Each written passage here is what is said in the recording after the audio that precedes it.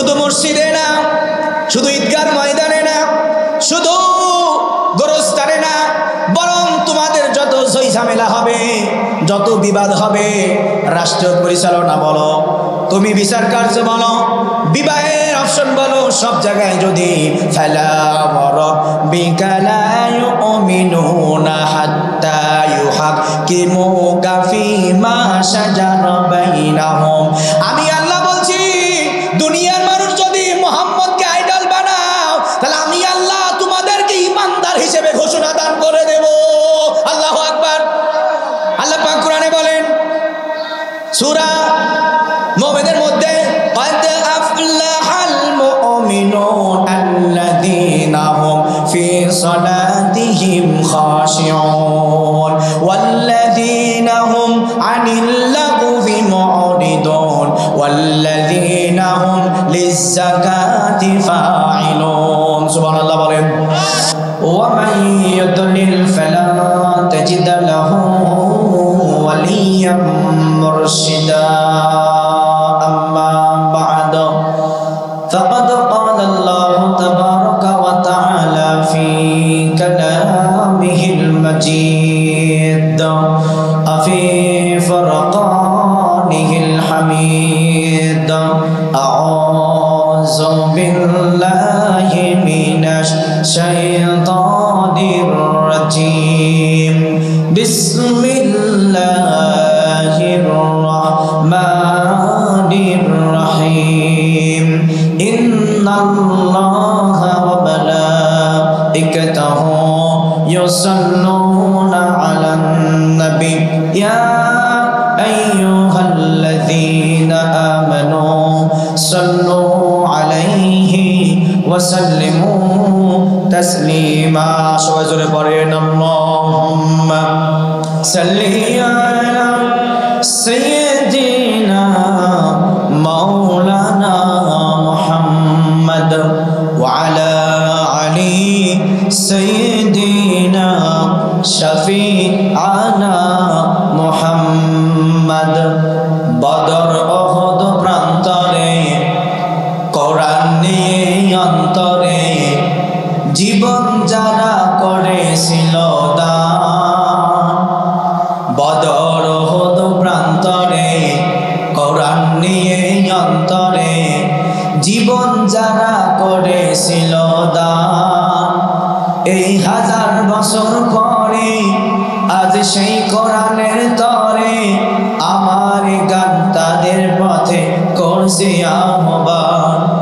আজকে কেন আমার দেশে পথে প্রান্তরে আল কোরআনের পাখিগুলো রক্ত ঝরে, আজকে কেন আমার দেশের পথে প্রান্তরে আল কোরআনের পাখিগুলো রক্ত ঝরে।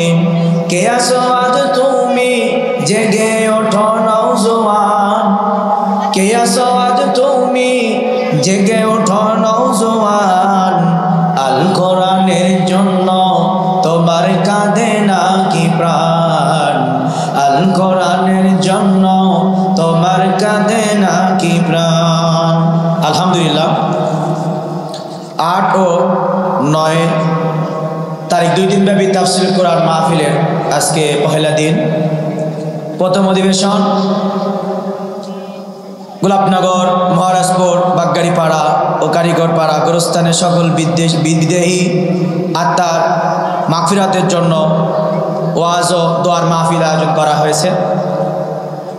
শুকরিয়া আদায় করছি সে আল্লাহ তাআলা যিনি আমাদেরকে কোরআনের এই বাগানে অসংখ্য গুনাহের পরিবেশ থেকে বাছাই করে এনে এই মজলিসে বসার তৌফিক দান করেছেন। এজন্য সকলে প্রাণ করে শুকর আদায় করছি। সমস্ত বিশ্বজগতের প্রতিপালক, যার হাতে আমাদের জান, যার হাতে আমাদের প্রাণ, যিনি ইচ্ছা করলে মানুষদেরকে সেকেন্ডের ভিতরে মৃত্যু দান করতে পারেন, ঠিক কিনা? যিনি ইচ্ছা করলে মানুষদেরকে সেকেন্ডের ভিতরে গরিব থেকে ধনী বানাইতে পারেন, ঠিক না ঠিক? এজন্য কবি বলে সকালবেলার ফকির রে তুই, সকালবেলা ধনী রে তুই ফকির সন্ধ্যাবেলা। তো যারা দুনিয়ায় লক্ষ কোটি টাকা নিয়ে অহংকার করেন, স্মরণ রাখেন, আল্লাহ যদি চায় কোটি কোটি টাকা আপনার মারাত্মক অসুখের মাধ্যমে সেকেন্ডের ভিতরে গরিব বানা দিতে পারে, ঠিক কিনা? এজন্য এটা গোরস্থানের মাহফিল, এখানে যত বড় নেতা আসুক না কেন তাকে ইমামের ইক্তেদা করা লাগে, ঠিক না বেঠিক? মসজিদে যখন আমরা যাই, যত বড় প্রেসিডেন্ট হোক, যত বড় রাজা হোক, ইমামকে তার নেতা মানানোর আগে, ঠিক কিনা?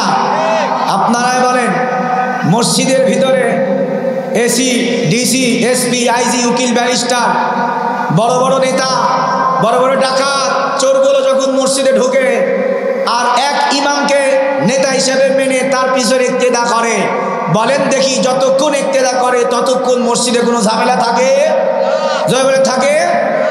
তাহলে এতটুকু যদি বুঝতে পারেন, মসজিদের মধ্যে এসিডিসি, এসপি, আইজি, উকিল, ব্যারিস্টার, ধনী গরিব, ডাকাত, চোর সবাই যদি 10 মিনিটের জন্য, আধা ঘন্টার জন্য ইমামের ইক্তেদা করার কারণে মসজিদের মধ্যে 4 দেওয়ালে শান্তি বিরাজমান হয়, আমরা ঘোষণা করছি শুধু মসজিদ কেন্দ্রিক না, সারা বাংলাদেশে হুজুরদের নেতা বানায় দাও, সারা পৃথিবীর মধ্যে কোনো ঝামেলা থাকবে না, সব জায়গায় ইসলাম বিজয় হবে, ঠিক কিনা? বিপ্লব মানে জীবন দেওয়া, বেঁচে থাকা নয়, সে কোনদিন আসবে না রে, করো যদি ভাই, ঠিক কিনা? বিপ্লব মানে জীবন দেওয়া, বেঁচে থাকা নয়, সে কোনদিন আসবে না রে, করো যদি ভাই। আসবে বিধান রক্ত আর জীবনের বিনিময়, আসবে বিধান রক্ত আর জীবনের বিনিময়। বিপ্লব মানে জীবন দেওয়া, বেঁচে থাকা নয়, সে কোনদিন আসবে না রে, করো যদি ভয়। সুবহানাল্লাহ বলেন। তাহলে আমরা আগামীর বাংলাদেশে আমরা কোরআন প্রেমিকদের দেখতে চাই, কে কে হাত আল্লাহকে দেখায় দেন, লিল্লাহে তাকবীর। আল কোরআনের আলো, আল হাদিসের আলো। আমরা কি এখন আল্লাহকে বাদের কাউকে ভয় পাই? আল্লাহ পাক কোরআনে বলেন, ফালা ওয়া রাব্বিকা লা ইউমিনুনা হাত্তা ইউহাক্কিমুকা ফীমা শাজারা বাইনাহুম সুম্মা লা ইয়াজিদু ফি আনফুসিহিম হারাজাম মিম্মা কাদাইতা ওয়া ইউসাল্লিমু তাসলিমা। সুবহানাল্লাহ বলেন। আল্লাহ পাক বলেন, শুধু মসজিদে না, শুধু ঈদগার ময়দানে না, শুধু গোরস্থানে না, বরং তোমাদের যত সই ঝামেলা হবে, যত বিবাদ হবে, রাষ্ট্র পরিচালনা বলো, তুমি বিচার কার্য বলো, বিবাহের অপশন বলো, সব জায়গায় যদি ফালা ওয়া রাব্বিকা লা ইউমিনুনা হাত্তা ইউহাক্কিমুকা ফীমা শাজারা বাইনাহুম। আমি আল্লাহ বলছি, দুনিয়ার মানুষ যদি মুহাম্মদকে আইডল বানাও, তাহলে আমি আল্লাহ তোমাদেরকে ঈমানদার হিসেবে ঘোষণা দান করে দেব। আল্লাহু আকবার। আল্লাহ পাক কোরআনে বলেন, সূরা মুমিনের মধ্যে, قد أفلح المؤمنون الذين هم في صلاتهم خاشعون والذين هم عن اللغو معرضون والذين هم للزكاة فاعلون। সুবহানাল্লাহ বলেন। আল্লাহ পাক বলেন, যদি কোনো মানুষ লা ইলাহা কালেমা পড়ার পর বিশ্ব নবী আপনাকে যদি তারা নেতা হিসেবে মানে, সব জায়গায় যদি আপনার আদর্শ গ্রহণ করে, আপনার পরামর্শ হাদিসগুলো যদি তারা মানে, আমি আল্লাহ ঘোষণা দিলাম, এই বাংলার জমিন আর কোনো লাপাত্তা মানুষের হাতে থাকবে না, বাংলার জমিনটা আমি কোরআনওয়ালাদের হাতে উঠায় দেব। সুবহানাল্লাহ বলবেন না? যেন কানে শুনি সদা তোমার কালাম, হে খোদা, চোখে যেন দেখি শুধু, চোখে যেন দেখি শুধু কোরআনের আয়াত, শোনো আমার মুনাজাত। সবাই কন, শোনো শোনো ইয়া ইলাহি, শোনো শোনো ইয়া ইলাহি, আমার মুনাজাত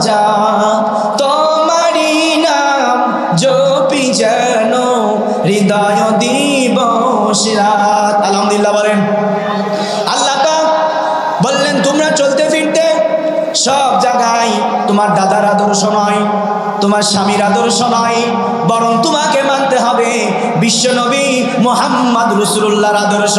ঠিক না? যদি মুহাম্মদ রাসূলুল্লাহর আদর্শ মানতে পারো তাহলে আমি আল্লাহ বললাম লাকাদ কানা লাকুম ফি রাসূলিল্লাহি উসওয়াতুন হাসানা। আমি আল্লাহ এই কথা বলি নাই যে আদম নবীর চরিত্র অনেক সুন্দর, আমি বলি নাই মুসা নবীর চরিত্র অনেক সুন্দর, আমি বলি নাই শেখ মুজিবের চরিত্র অনেক সুন্দর। কথা কন না কেন? আমি বলেছি মুহাম্মদ রাসূলুল্লাহর চরিত্র অনেক সুন্দর। সুতরাং দুনিয়ার মানুষ মুহাম্মাদের সুন্দর চরিত্র যদি তোমার দেহে ফিট করতে পারো তাহলে আমি আল্লাহ তোমার এই চরিত্র ফুলের মতো পবিত্র বানাইয়া জান্নাতুল ফেরদাউসে থাকার তৌফিক দান করে দেব। সুবহানাল্লাহ। जन्नत मिलेगी जाएगी, जन्नत मिलेगी जाएगी, चाहत रसूलों की, चाहत रसूलों की। भाईरा আমার খুব খেয়াল করেন, নবীজি কাফেরদের কাছেও অনেক ভালো মানুষ, নবীজি ইহুদের কাছেও অনেক ভালো মানুষ, নবীজি সব মানুষের কাছে অনেক ভালো মানুষ। 10 বছর নবীজির কোনো খারাপ ব্যাকগ্রাউন্ড কেউ বলে না, 20 বছর নবীজির খারাপ ব্যাকগ্রাউন্ড কেউ বলে না, নাই তো বলবে কি? ঠিক কিনা? এরপরে 30 বছর যখন হয়ে যায় তাও নবীজির ব্যাকগ্রাউন্ড সম্পর্কে কেউ কথা বলে না। যখন 40 বছর নবীজির জীবন পদার্পণ হয় তখন আল্লাহ পাক ঘোষণা দেন ইয়া আইয়ুহার রাসূল বাল্লিগ মা উনজিলা ইলাইকা ফামা বাল্লাগতা রিসালাতা। হে মুহাম্মদ রাসূলুল্লাহ, আপনাকে আমি আল্লাহ অর্ডার দিলাম, আপনার বয়স এখন 40, এই মুহূর্তে থেকে আপনি মানুষদেরকে এক আল্লাহর প্রতি আহ্বান করবেন।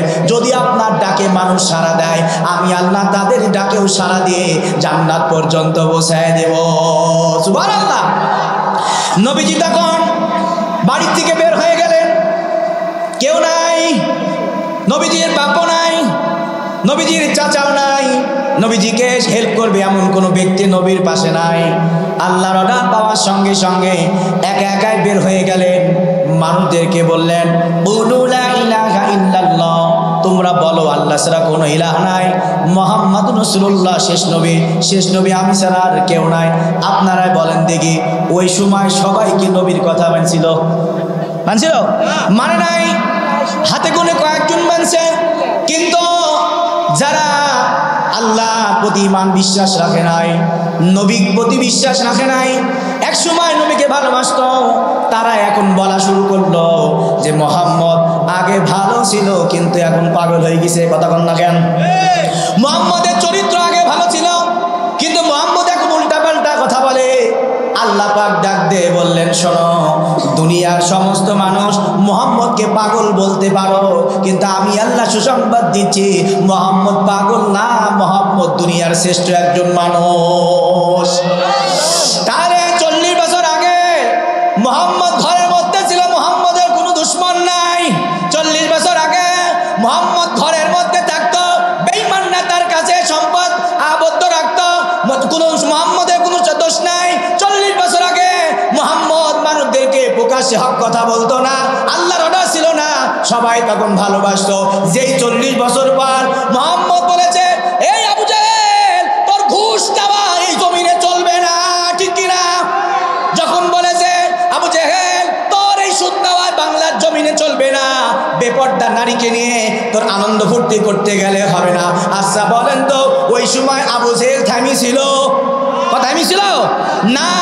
আবু জেহেল এত পরিমাণ ষড়যন্ত্র করেছে, লাশ ফিনিশিং আমার নবীকে হত্যার পরিকল্পনা আবু জেহেল করে কি করে নাই? আজও আমরা বাংলাদেশে দেখি আল্লামা কোরআনের পাখি যখন মসজিদে ছিল কোনো শত্রু নাই, ঘরের মধ্যে ছিল কোনো শত্রু নাই, এইরকম হাজার হাজার কোরআনের পাখি তখন মাঠে ময়দানে বলেছে কোনো নেতার গোলামিত্ব করা হবে না, কোনো চেয়ারম্যানের গোলামিত্ব করা হবে না, কোনো সুদ চলবে না, ঘুষ চলবে না, আল্লাহর দুনিয়ায় আল্লাহর বিধান চলবে। ওই সময় কিছু নব্য আবু জেহেলের গায়ে জ্বালা মারা শুরু হয়ে গেছে। ঠিক কিনা? লিল্লাহে তাকবীর।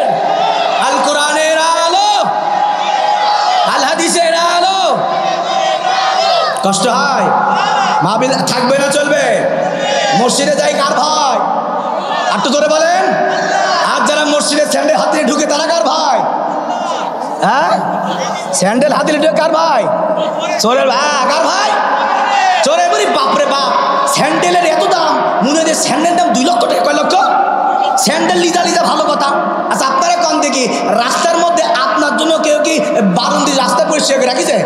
স্যান্ডেল বেঁধে নোংরা আছে না নাই? ছাগলের লাদি, গরুর লাদি, মুরগির লাদি সব ওর প্রতি স্যান্ডেল হাঁপাই ঝাঁটি করে আসে। আর মসজিদে ঢুক ঢুক ভালো কথা, ওই মসজিদে বাক্স থাকে না, বাক্স, ওই বাক্সটাকে সামনে, ওর ভিতরে থাকে স্যান্ডেল, আর ও মালদারা পিছনে। আল্লাহু আকবার, সুবহানা রাব্বিল আলা, সেজদা দেয়, সেজদাতে কুটি আবার টাকা থেকে স্যান্ডেল আছে কিনা, আবার আল্লাহু আকবার। কথা কন না কেন ভাইরা আমার? শুধু এতটুকুই না, বর্তমান মসজিদে ইমাম সাহেবরা নামাজ পড়াবে তাতেও শান্তি নাই। ইমাম সাহেব যখন কয় আল্লাহু আকবার, আলহামদুলিল্লাহি রাব্বিল আলামিন, আর রহমানির রহিম, মালিক ইয়াউমিদ্দিন, ইমাম সাহেব মক্কার ইমামের টান দিয়ে নামাজ পড়ায়, মুসল্লিরা মজে যায়। কি মজার নামাজ! হঠাৎ করে ওই পাশ থেকে একজনের মোবাইলে বাইজ উঠে, কতক্ষণ না কেন? তাহলে দেখা গেল নামাজ পড়েও শান্তি নাই। মানুষ যে নামাজ পড়বে আনন্দ চিত্রে, এই মোবাইলের ঝামেলার কারণে, এই মমতাদের গানের কারণে আজকাল সমাজের মানুষগুলো শান্তি পায় না, নামাজও পড়তে পারে না। সুতরাং আমরা বলবো, মসজিদ আল্লাহর ঘর। এতদিন এই মসজিদগুলো উল্টা পাল্টা মানুষটা চালাইছে, এমনকি গোরস্থানের টাকাও মারি খায়। কতক্ষণ না কেন? আর ধরে বলে টাকা মারি খাই কিভাবে? এই রাস্তার পাশে কবর দিতে হলে অগ্রিম 10,000 দেওয়া লাগবে, আছে না নাই?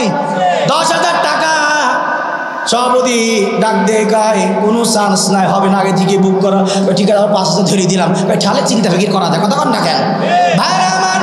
এজন্য আমি আপনাদেরকে বলি, আল্লাহ পাক কোরআনে বলেন, ফালা ওয়া রাব্বিকা লা ইউমিনুনা হাত্তা ইউহাক্কিমুকা ফীমা শাজারা বাইনাহুম সুম্মা লা ইয়াজিদু ফি আনফুসিহিম হারাজাম মিম্মা কাদাইতা ওয়া ইউসাল্লিমু তাসলিমা। আল্লাহু আকবার। আচ্ছা কম দেখি, টুপির দাম বড় নাকি বিড়ির দাম বড়? এ কথা কয় না, বড় কিসের দাম? টুপি না বিড়ি? এক পাগলা দেখি টুপি মাথায় দে বিড়ি খায়। জিজ্ঞাসা করলাম, কি রে, মাথায় নবী শূন্য টুপি, এদিকে তাকাস, টুপিটা খুলি খাতে পারিস নি? ও ডাক দে, কাচ্চা হুজুর, টুপির দাম, টুপি বড় না বিড়ি বড়? আপনারা কি বলবেন? টুপি বড়। এখনো হুজুর আপনি ফতোয়া দিলেন টুপির দাম বড়, টুপি বড়, বিড়ি ছোট। আপনি দামি টুপি খুলি কিভাবে বিড়ি খাই? তখন না কেন ভাইরা আমার? এজন্য আপনাদেরকে কোরআন বোঝাতে আসছি, কান দিয়ে কোরআন শোনান। নবী করিম সাল্লাল্লাহু আলাইহি সাল্লাম 40 বছর ঘরের মধ্যে ছিলেন, সব মানুষকে দিনের দাওয়াত দিয়ে দেন নাই, ঘরের মধ্যে ছিলেন। আলামিন উপাধি দিয়েছে, মানুষ তার কত সম্পদ রাখছে, কিন্তু 40 বছর যখন পার হয়ে গেল, তখন আর কেউ মুহাম্মদ রাসূলুল্লাহকে ভালোবাসে আর ভালোবাসে না ভাইরা আমার।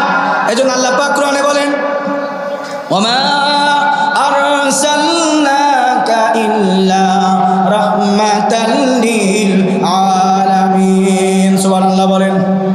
সূরা ইব্রাহিম আল্লাহ পাক বলেন, আলিফ লাম রা তিলকা আয়াতুল কিতাব, তিলকা কিতাবুন আনজালনাহু ইলাইকা লিতুখরিজান নাসা মিনাজ যুলুমাতি ইলান নূরি বিইজনি রাব্বিহিম ওয়া ইয়াহদিহিম ইলা সিরাতিম মুস্তাকিম। সুবহানাল্লাহ। কোরআনের তরজমা হলো, আল্লাহ পাক বলেছেন, এ দুনিয়ার মানুষ, তোমরা যদি মুমিন হতে চাও, আল্লাহওয়ালা হতে চাও, তাহলে তোমাদের অন্ধকারের পথ থেকে আলোর দিকে যেতে হবে। সুবহানাল্লাহ। এখন আপনাদের প্রশ্ন, হুজুর অন্ধকার থেকে আলোর পথে যাওয়ার কথা আল্লাহ বললেন, এখন অন্ধকারের পথ কোনগুলো আর আলোর পথ কোনগুলো? আল্লাহ পাক কোরআনে বলেন, অন্ধকারের পথ আর আলোর পথ দুটো কিভাবে হয় আমি আল্লাহ এটা বিশ্ব নবীর সাথে তোমাদেরকে অগ্রিম সুসংবাদ দিয়ে দিয়েছি। আল্লাহু আকবার। এখন প্রশ্ন হলো, হুজুর অন্ধকারের পথ কি কি আর আলোর পথ কোনগুলো? আপনারা বলেন না আলোর পথ? অত ধরে বলেন। নামাজ পড়া অন্ধকারের পথ না আলোর পথ? হজ করা আলোর পথ। এবার আপনারা এখন সুদ খাওয়া অন্ধকারের পথ না আলোর পথ? এই সুদ কি মানুষ খায়? কারা খায়? রয়্যাল বেঙ্গল টাইগার খায় নাকি? বাঘভাল্লুক খায়? খায় কারা? আমরা খাই। কিন্তু সুদ খাইলে এটা হারাম ঘোষণা করেছেন কে? এত বড় বড় দাড়ি, রমজান মাস, সুদের টাকা নিয়ে আসছে, কয় দেখিস না তোর কি মাথায় কোনো বুদ্ধি নাই? এত বড় দাড়ি রাখছি, আবার রোজাও আছি, পকেটে দেওয়ার দরকার নাই, টেবিলের তলে দিয়ে যা, দোয়া করবো মাগরিবের পর। কতক্ষণ না কেন ভাইরা আমার? এজন্য অন্ধকারের পথ, সুদ খাওয়া অন্ধকারের পথ, ঘুষ খাওয়া অন্ধকারের পথ, এগুলো সব অন্ধকারের পথ। গাঁজা খাওয়া মনে হয় আলোর পথ। হ্যাঁ, কিসের পথ? যে সমস্ত পীররা 5 ওয়াক্ত নামাজ পড়ে আমরা তার পক্ষে আসি না নাই? আর যে সমস্ত পীররা পীরের দরবারে গাঁজা খাওয়া হয় ওর পক্ষে আপনারা আছেন? ভাইরা আমার, কোন দেখি লালন শাহ দরবারে খালি নামাজি হয় নাকি আল্লাহর বিধান হারাম কাজ গাঁজা খাওয়া হয়? হয় না? হয়। ওরে সর্বনাশ সর্বনাশ! 5 ওয়াক্ত নামাজ যদি জামাতের সাথে তারা পড়তো, আল্লাহ নবী ডাকতেই কয়, যদি কে ব্যক্তি 5 ওয়াক্ত নামাজ আদায় করে তার প্রথম বেনিফিট হলো মিফতাহুল জান্নাতিস সালাম, নামাজ বেহেশতের চাবি। সেই 5 ওয়াক্ত নামাজ যদি কেউ জামাতের সাথে আদায় করে, আল্লাহ পাক বলেন 5 ওয়াক্ত নামাজ আদায় করবা তুমি, আর আমি আল্লাহ তোমাকে 50,000 নামাজ পড়া সওয়াব দান করে দেব। সুবহানাল্লাহ। বর্তমান আমাদের কিবলা হলো বাইতুল্লাহ। যেই বাইতুল্লাহ আল্লাহ পাক প্রতিদিন 120টা রহমত নাজিল করেন। সুবহানাল্লাহ। যে যারা কাবা ঘরের দিক তাকায় থাকে তাদেরকে আল্লাহ পাক 20টা রহমত দেন, আর যারা কাবা ঘর চতুর্পাশে ঘুরে আল্লাহ পাক তাদেরকে 60টা রহমত জায়গায় দান করে দেন। আল্লাহু আকবার। আর ওই যে ফিলিস্তিন মসজিদুল আকসা, যেটা আমাদের প্রথম কিবলা ছিল, আল্লাহ নবী ডাক দেয় কাই ফিলিস্তিন ওই মসজিদুল আকসায় যদি কেউ 2 রাকাত নামাজ আদায় করে, আল্লাহ পাক 10 বছরের নফল ইবাদতের সওয়াব তার আমলনামায় লিখে দেন। সুবহানাল্লাহ বলেন। সেই ফিলিস্তিন এটা মুসলমানের কিবলা, ফিলিস্তিন এটা মুসলমানের রাষ্ট্র, ঠিক কিনা? ফিলিস্তিন এটা মুসলমানের রাষ্ট্র। এখানে আমার কলিজার টুকরা মুসলমান ভাইরা বসবাস করে। এখানে মুসলমানরা যাবে। মুসা নবী ফিলিস্তিনে নামাজ পড়ছেন, সুলাইমান নবী কাবা ফিলিস্তিনের মসজিদুল আকসায় তৈরি করেছেন, আদম নবী মসজিদুল আকসায় নামাজ পড়েছেন। সমস্ত নবীরা ওই মসজিদে মেরাজের রাত্রে নবীর ইমামতির ইক্তেদা করছেন। অথচ সেই মুসলমানের দেশে মুসলমানদেরকে মেরে কাফেররা হত্যা করে ফেলছে, ঠিক কিনা ভাইরা আমার? এই জন্য এই বাংলাদেশ থেকে বলি, এটা হলো মুসলমানের দেশ, ঠিক না বেঠিক? এটা মুসলমানের দেশ। আফগানিস্তান বলেন, পাকিস্তান বলেন, বাংলাদেশ বলেন, আমেরিকা বলেন, কাবাঘর বলেন, ফিলিস্তিন বলেন, সব জায়গাগুলো আল্লাহর ক্ষমতা চলে। এখানে মুসলমানরা থাকবে। তোমরা ফিলিস্তিনের মুসলমানদের প্রতি আর একবার যদি চোখ লাঙ্গাই তাকাইছো, তোমার চোখ তুলে ফেলা হবে, ঠিক কিনা? ঠিক কিনা? ঠিক কিনা ভাইরা আমার? হৃদয় থেকে কথাগুলো বলছি। ছোট্ট ছোট্ট বাচ্চা, ছোট্ট ছোট্ট বাচ্চা বোম মেরে বাচ্চাগুলো খুলি অর্ধেক নাই, 1 হাত নাই, একটা চোখ নাই। ছোট্ট বাচ্চা তার ছোট বোনে কোলে, ছোট ভাই কোলেকে তুলে ডাক দিয়ে বলছে, আল্লাহ মেরি ফেলো। ডাক দিয়ে কে? মুসলমান, তোরা আমার মেরি ফেল। কই কই দুনিয়ায় খাবার নাই, মেরে ফেল, অন্তত জান্নাতে গেলে আল্লাহ আমাদের না খাবার রাখবে না। আল্লাহু আকবার। ভাইরা আমার, এজন্য আমি আপনাদেরকে বলি, কবর প্রতিদিন আমাদের ডাক দেয়, আমার কথা স্মরণ করো। আর আপনার কলিজার টুকরা মুহাম্মদ প্রতিটা সেকেন্ড চিন্তা করে, আমার কবরের কোনো চিন্তা নাই, আমার ছেলে মেয়ের কোনো চিন্তা নাই, বরং আমি মুহাম্মদ জীবন্ত অবস্থায় যা দোয়া করেছি, মরণের পরও কবরে ওই মদিনায় শুয়ে দোয়া করি, আল্লাহ গো বাবা কিছু দাও বা না দাও, আমার গুনাহগার উম্মতদেরকে কাল কিয়ামতে আমার সাথে জান্নাতে থাকার ব্যবস্থা করে দিও। সুবহানাল্লাহ। এক হাজী সাহেব বাংলাদেশ থেকে হজ করতে গেছে মক্কায়, উহুদ পাহাড়ের পাশে দাঁড়াইয়া, এদিকে খেয়াল করেন, উহুদ পাহাড়ের পাশে দাঁড়াইয়া চোখের পানি ফেলায় আর কাঁদে। পাশে একজন মানুষ জিজ্ঞাসা করে, লিমাযা তাবকি হাযাল উহুদ, কিরে হাজী সাহেব উহুদ পাহাড়ের পাশে দাঁড়াইয়া কেন করো তুমি কান্না করো? চোখের পানি বের হয় কিনা দেখে।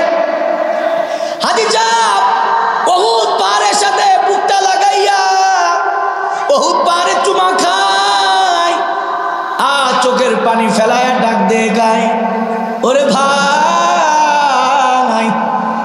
কাবা ঘর দাওয়া করছি, মনে অত কষ্ট হয় নাই। সাফা মারোয়ায় দৌড়াদৌড়ি করছি, মনে অনেক কষ্ট হয় নাই। কিন্তু যখন উহুদ পাহাড়ের পাশে আসছি, তখন আমার নবীর দাঁত ভাঙ্গা উহুদের ওই সিনারিগুলো আমার মনের মধ্যে জাগ্রত হয়ে গেছে। আল্লাহু আকবার। আর জোরে কর না আল্লাহু আকবার। ডাকতে জিজ্ঞাসা করা হলো, তুমি উহুদ পাহাড়ের পাশে কি দেখলাম, কি জন্য কাঁদতেছ? আল্লাহর বান্দা হাজী সাহেব ডাক দিয়ে কয়, উহুদ পাহাড়ে যখন আল্লাহ পাক ডাক দিলেন, হে মুহাম্মদ যাও দিনের দাওয়াত দেওয়ার জন্য চলে যাও, যুদ্ধে রওনা হও। মুহাম্মদ রাসূলুল্লাহ পোশাক পরে, আপনার নবী আমার নবী, সুবহানাল্লাহ, মাথায় যুদ্ধের পোশাক পরে, গায়ে যুদ্ধের পোশাক পরে যুদ্ধে রওনা হয়ে গেলেন। উহুদ ময়দানে যুদ্ধ চলতেছে। হঠাৎ করে কে যেন বলে, কদ কুতিলা মুহাম্মদ, আরে মুহাম্মদ হত্যা হয়ে গেছে, বেঈমানরা মুহাম্মদকে মেরে ফেলছে। সাহাবারা ডাক দিয়ে কয়, যদি মুহাম্মদ সত্যি মারা যায় তাহলে আমাদের বেঁচে থেকে আর কি লাভ? আমরাও যুদ্ধ করতে করতে জীবনটা আল্লাহর জন্য দিয়ে দেই। আল্লাহু আকবার। আলী যখন শুনছে সত্যি মুহাম্মদ নাই, দাঁড়াইছিল সেজদায় পড়ে আল্লাহকে, আল্লাহ যদি আপনার নবী সত্যি বেঈমানের আঘাতে মারা যায়, আপনি রাগ করে আপনার নবীকে আপনার কাছে নিয়ে যায় না, জমিনে রাখেন, অন্তত মরা মুখটা আমরা যেন দেখে তৃপ্তি হতে পারি। আলী যে কান্না করে, হঠাৎ করে কে যেন বলে, আলী না, মুহাম্মদ এখন মারা যায় নাই, মুহাম্মদ এখনো বেঁচে আছে। আলী চলে গেলেন, নবীদিকে তালাশ করেন। হঠাৎ করে খেয়াল করে দেখেন নবী উহুদের ডানে নাই, বামে নাই। দেখে দুই মানুষ গর্তপুর থেকে দেখা যায়, মাথাটা নিচু করে তাকায় দেখে জীর্ণ শীর্ণ হয়ে মুহাম্মদ রাসূলুল্লাহ রক্তাক্ত অবস্থায় পড়ে আছে। আলী এক সেকেন্ড লেট করে নাই, লাফ দিছে, আল্লাহর নবীকে লুটাইয়া কোলের উপরে বসাইয়া মাথায় হাত বোলায় দেয়, কপালে চুমা খায়। খেয়াল করে দেখে সোনার মতন চেহারাটা রক্তে লাল হয়ে গেছে। আলী ডাক দিয়ে, কে নবী গো, আপনার বড় কষ্ট হয়?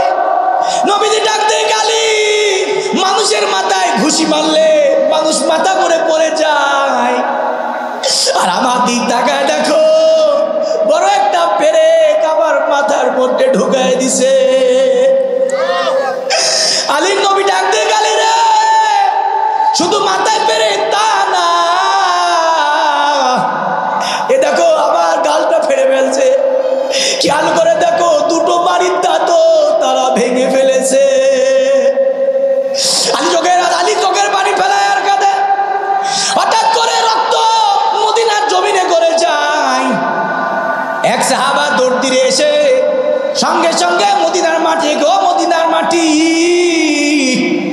রক্ত তোমার চুষার দরকার নাই, রক্ত আমি খাবো। আল্লাহু আকবার।